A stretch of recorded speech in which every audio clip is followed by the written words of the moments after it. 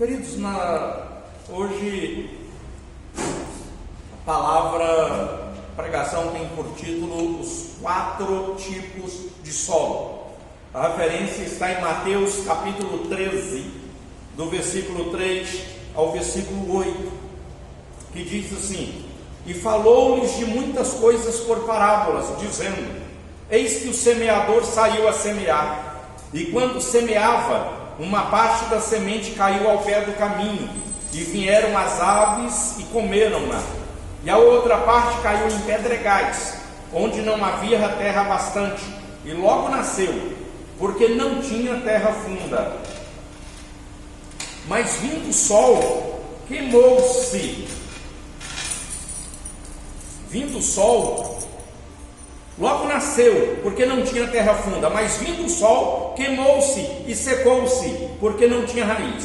E a outra caiu entre espinhos, e os espinhos cresceram e sufocaram-na. E a outra caiu em boa terra e deu fruto, um a 100, outro a 60 e outro a 30.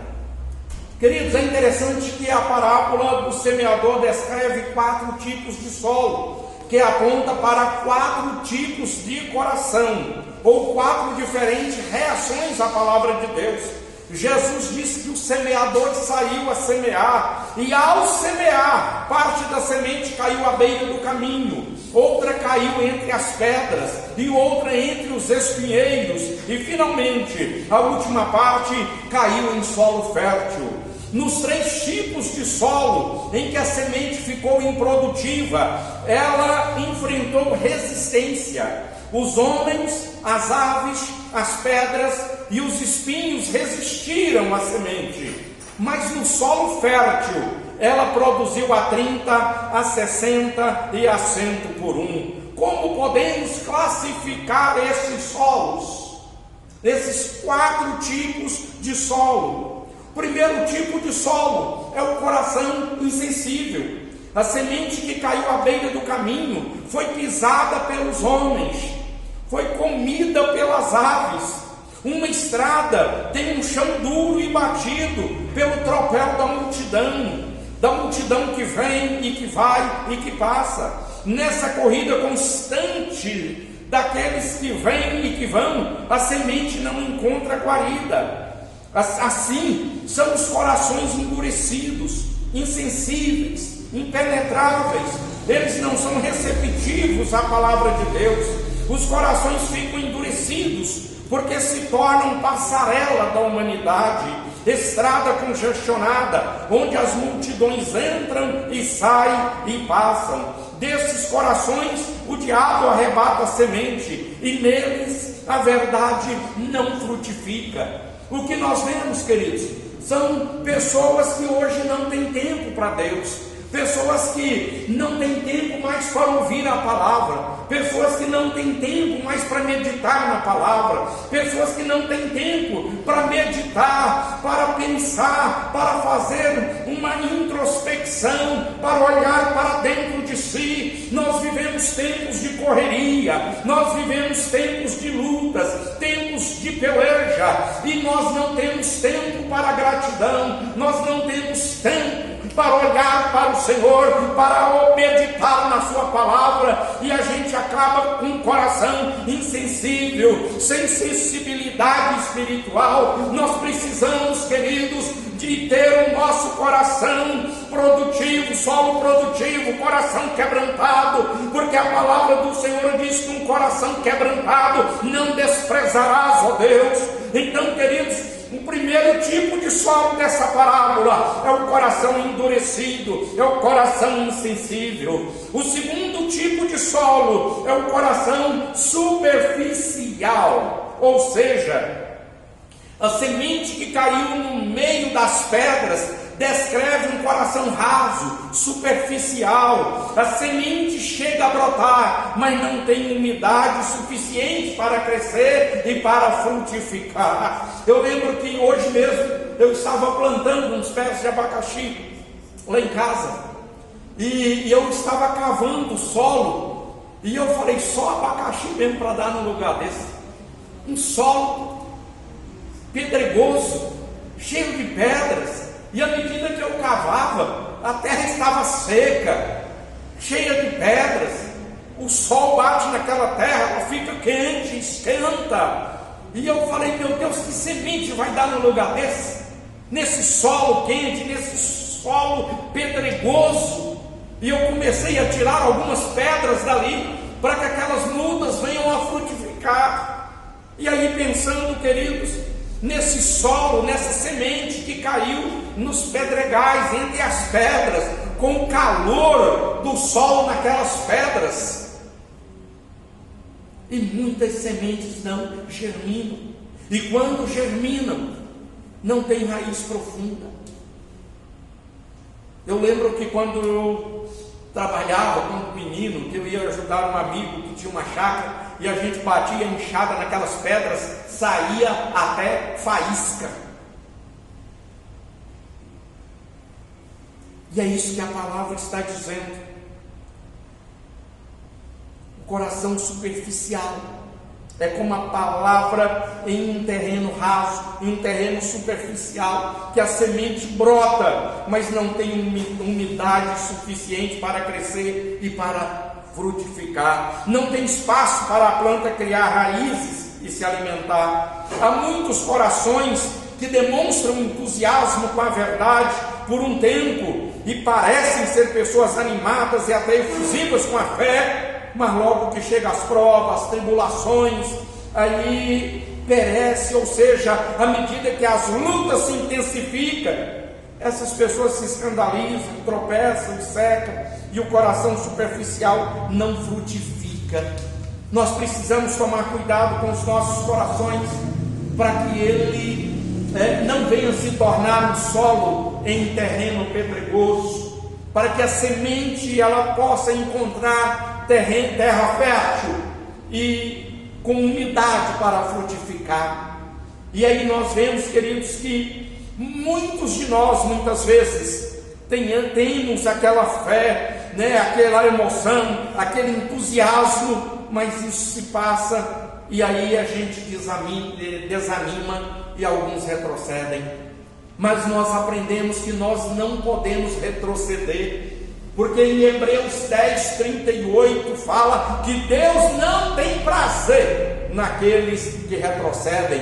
Vai falar que o meu justo viverá da fé, e se ele retroceder, a minha alma não tem prazer nele. Deus não tem prazer quando nós retrocedemos. Que Deus nos ajude para que a gente possa continuar, para que a gente possa avançar, para que a gente venha cumprir com o chamado de Deus, com a vocação de Deus na nossa vida, porque Deus nos chamou, Deus nos vocacionou, e o seu chamado é o teu chamado, o meu chamado é o meu chamado. Ou seja, eu preciso cumprir o meu chamado, e você precisa cumprir com o seu chamado. Qual é o teu chamado? Deus te chamou com um propósito, e você precisa ter compreensão da vocação que Deus te deu. O Espírito Santo comissionou você, o Espírito Santo escolheu você, o Espírito Santo te escolheu, o Espírito Santo te capacitou, porque é Ele quem capacita. E o que é que nós temos feito com o chamado de Deus? O terceiro tipo de solo é o coração congestionado. A semente que caiu no meio do espinheiro nasce, mas não cresce, nem frutifica, pois os espinhos crescem juntos e sufocam a planta. Esse solo representa um coração povoado por muitos interesses e cuidados. Jesus disse que os cuidados do mundo e a fascinação das riquezas concorrem e disputam o mesmo espaço nesse coração, e que disputa espaço nesse coração com as coisas de Deus. Ou seja, esse é um coração dividido e distraído com muitas coisas. Trata-se daquela pessoa que quer servir a Deus, mas ao mesmo tempo está apegada ao mundo e é amiga do mundo e conforma-se com as coisas do mundo. Ela tenta servir a Deus e as riquezas e acaba murchando e perecendo. E aí, querido, eu me lembro do apóstolo Paulo, que escreveu em Romanos capítulo 12, versículo 2: e diz: e não vos conformeis com este mundo, mas transformai-vos pela renovação do vosso entendimento, para que experimenteis qual seja a boa, agradável e perfeita vontade de Deus. Qual é a vontade de Deus para a nossa vida? Qual é a vontade de Deus para a sua vida? Qual é a vontade de Deus para a minha vida? Queridos, nós precisamos estar atentos e entender qual é a vontade de Deus para nós. Eu conheço gente, muita gente, que estava animada. Eu lembro-me que um irmão falava: pastor, ore por mim, eu preciso de um carro. Pastor, quando eu tiver um carro, eu vou ser uma bênção maior ainda. E Deus abençoou, ele comprou o carro, e aí ele distanciou de Deus. Ele dizia que o carro era para a obra de Deus, e aí depois ele deixou de ir na igreja quando chovia, para não sujar o carro. Depois ele deixou de ir na igreja porque disse que o povo queria carona, e ele não podia colocar peso no carro dele. E depois ele abandonou a fé. Na verdade, aquele irmão não estava preparado para ter um carro. Às vezes a gente pede, e às vezes a gente não entende, porque certas coisas Deus não nos atende. Não estou dizendo que um carro vai fazer a pessoa errar o caminho, não é isso. Eu estou dizendo que às vezes nós queremos uma bênção, que quando ela chegar não será bênção para nós, porque tem pessoas que não sabem lidar com a bênção, tem pessoas que não sabem lidar com o dinheiro, tem pessoas que não sabem lidar com o sucesso, tem pessoas que não sabem lidar com a bênção. O que eu quero dizer, queridos, é que nós precisamos servir a Deus acima de tudo, que o nosso coração não pode estar sufocado, congestionado com as coisas do mundo. É claro que no mundo nós temos que trabalhar, temos que batalhar, temos que correr atrás, temos que batalhar, temos que conquistar. Nós temos famílias, temos que lutar, mas a gente precisa lutar e vencer na vida, mas sem abandonar Cristo. Eu não posso abandonar Cristo, porque antes que eu fosse formado no ventre da minha mãe, Ele já havia me separado.